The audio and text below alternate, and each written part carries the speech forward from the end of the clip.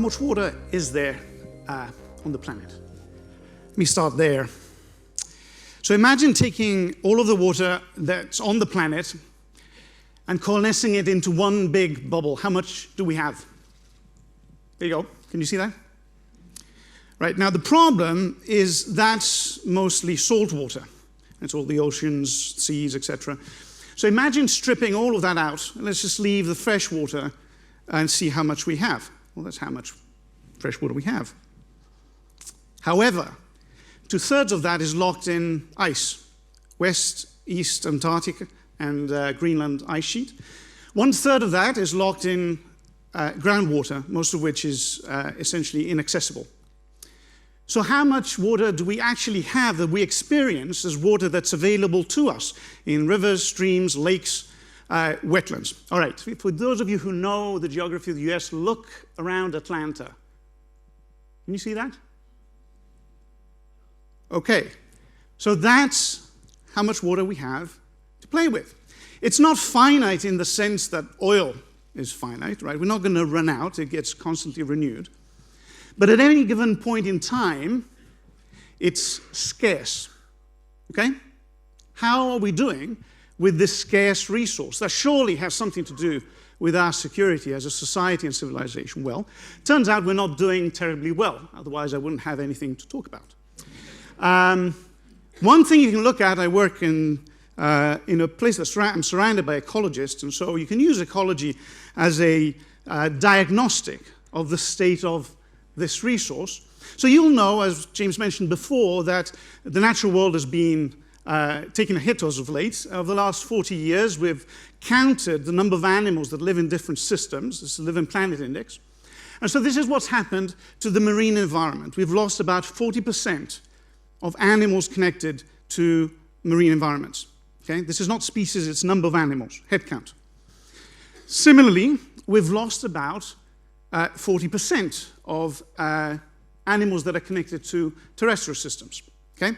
I'm going to show you how many animals we've lost that are connected to freshwater systems. That's amphibians, fish, birds that we've lost over the last 40 years. And I'd like to remind you that, by the way, during that time, we have tripled. Okay? So this is what we've lost in freshwater systems. We've lost over 3/4 of all animals that are connected to freshwater systems around the world. This is the same rate of extinction that white rhino has gone through, essentially. I'll come back to this. How are we doing in this kind of scarce environment? Well, our security, our water security, has also taken a significant hit. Let me start with, ironically, too much water, even though it's such a scarce quantity, we still are smaller than it. And this is, I could have shown you Dorian, but this is a equally catastrophic hurricane from 2005, Katrina, you'll remember it. These types of systems develop in about 2 weeks, the same amount of energy that the global economy uses in a year. In fact, 50 times the amount of energy that a global economy uses in a year. And even the richest place on the planet ends up suffering these consequences. This is New Orleans. And this is happening all over the world. You probably read yesterday, 1,600 people died in India because of the most catastrophic monsoon over the last 25 years. This picture here is from Kerala, actually from Kerala last year. 200 people died in this state alone, and 200,000 people lost their homes. But even in extremely engineered environments like Japan, this is from last year's summer monsoon, and 8 million people were asked to evacuate across July, across 23 prefectures. But it's not just about too much water. So how are we doing with our water security? Well, it's also about droughts and lack of water. And some of you will remember this. This is the Camp Fire from Northern California. There was also a contextual fire in Wolseley in Southern California at the same time. Destroyed about 100,000 acres of land, and dozens of people lost their lives, and many, many more lost all of their property. And these types of events, these kind of water-initiated events, end up being rather complicated. And so even though this starts as a drought, it ignites a fire, then what happened was that winds turned on the Thursday of that particular week, and they started blowing towards San Francisco. And so the air quality deteriorated very rapidly. In fact, for that week, San Francisco had the same air quality of Lahore in Pakistan. I want to bring it to ground, though, and talk to you about the water security problem in the context of our relationship with landscape, sort of harking back to this problem of biodiversity and nature. And I'll tell you a story about Santa Fe, New Mexico in particular. I'm going to talk about this rather remarkable ecosystem that spreads from New Mexico all the way up to British Columbia. It's a ponderosa pine ecosystem. Pinus ponderosa is probably the most common tree in North America. And of late, it's suffered significant consequences from a change in climate. Temperatures on average in the system have gone up by about 2 degrees. It's gone incredibly dry. And over the years, although it looks incredibly beautiful, it's been managed for density. In other words, all naturally occurring fires that were low intensity and were typically maintaining the ecosystem have been suppressed over the years. And so let me bring you down to the Rio Grande Watershed, which is this thing here, which sits right in the middle of this ecosystem. There are 2 cities that you might have heard about. One is Santa Fe, the other is Albuquerque in New Mexico. They depend on this river system. And on the 26th of June, 2011, at Las Conchas, which is a small place near Los Alamos, where the experiments used to be done years and years ago, a tree fell on a power line and ignited a fire. This was about 1 p.m., okay? The fire started burning, and this is what it looked like. It was moving at about an acre per second. An acre per second.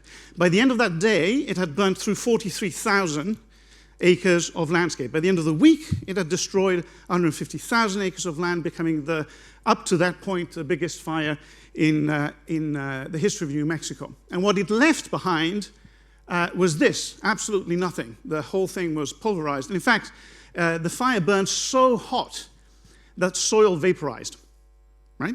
So you could have melted steel in that fire. It was almost 200,000 acres of land that was completely lost. And then, 2 or 3 weeks later, it started raining. And as it started raining, all of the ash got brought down from the burnt area and went towards the Rio Grande. Right? And this is not where water goes by, usually, by the way. And at one point, these waters reached the 2nd story of the buildings that they were encountering. This was really catastrophic. And what was left after that was this, which was a 21-meter plug of mud at the entrance of the Rio Grande. 21 meters, so this room is probably 2 to 3 times the height of this room in mud, okay? But why am I telling you this? Well, because downstream from that was the reservoir of those 2 cities that I was telling you about. So the reservoir filled up with all this ash. That's where the reservoir was. Now, where did this fire happen? Well, I remind you of the 2 cities. So how do they get their water? Well, the Rio Grande comes down there, and then Santa Fe pipes water from the Rio Grande down into the city.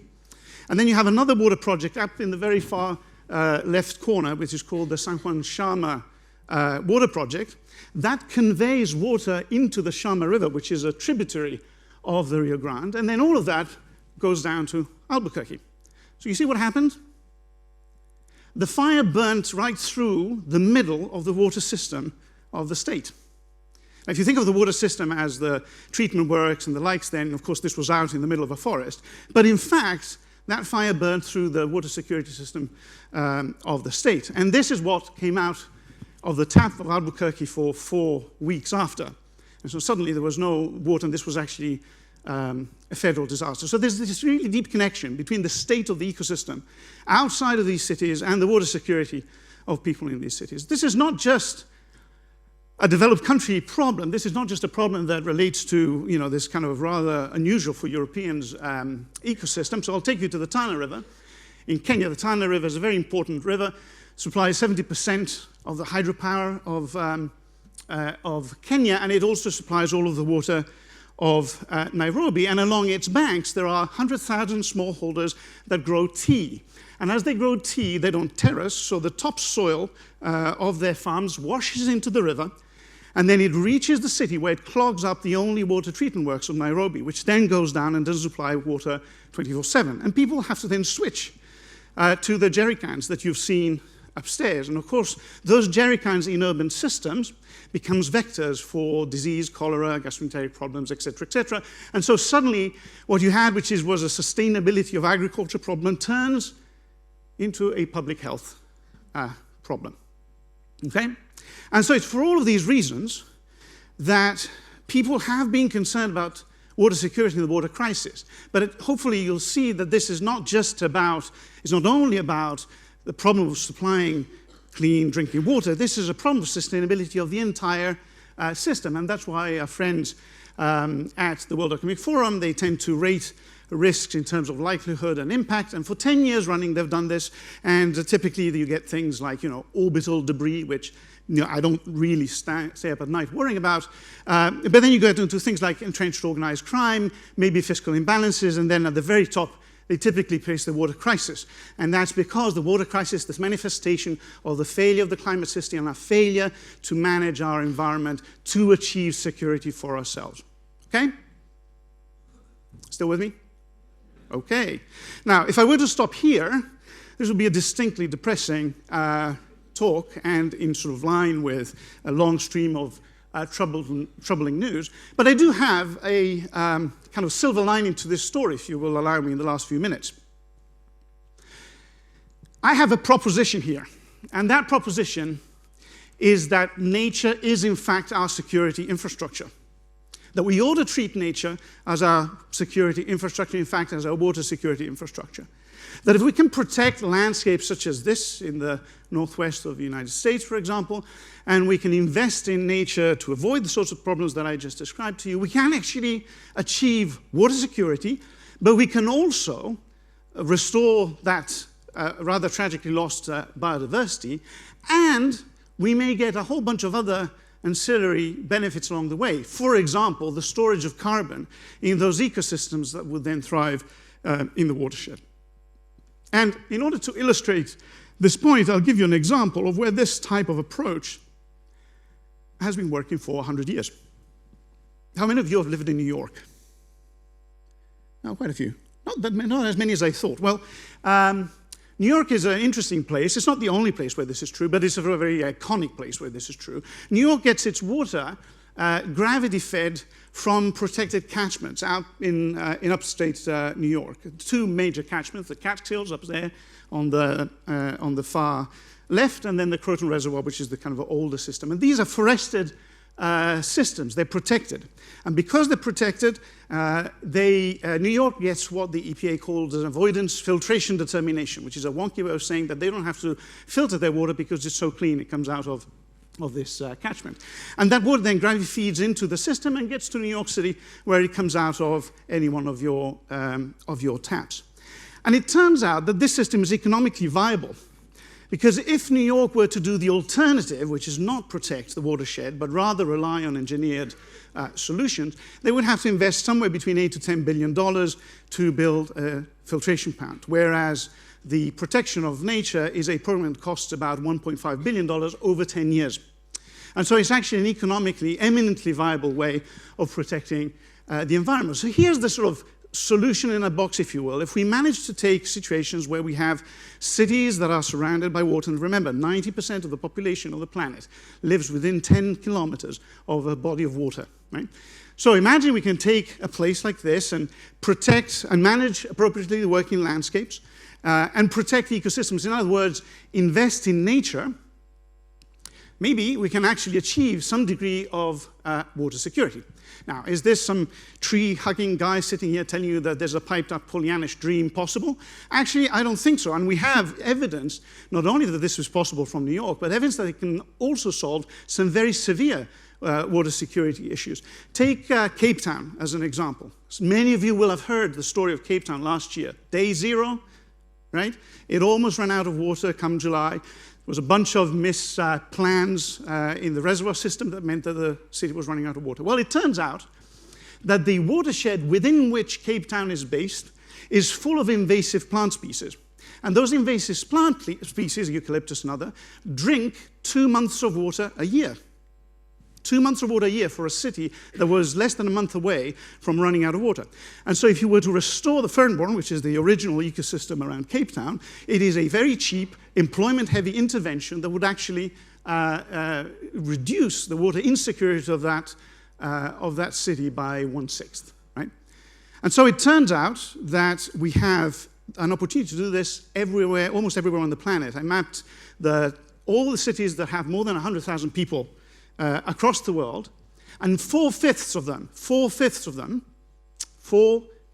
them can get better, more secure supply of water if they invest in their catchments, and a good quarter of them, by sheer improvement of water quality, could pay for it. In other words, it is economically efficient to invest in the catchment instead of building the additional filtration system.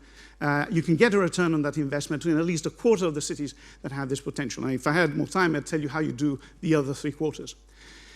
And the good news is that's already happening. There are a number of cities around the world where this is already an intervention that's been adopted. I can tell you more if you're interested. But I think a movement is happening. Nature-based solutions, which some of you will have heard about, are not just a second best option. They're actually often the best option to achieve our water security. This requires a change in paradigm, but it's one that's happening today. And so I'll close by saying, Mark asked this morning why I was standing in the river. I don't really have a good explanation for that, other than I felt I should prove my commitment to water, and this was the day after a substantial rain. And if you know anything about the Thames water system, you know that required some degree of courage. Thank you very much for taking attention.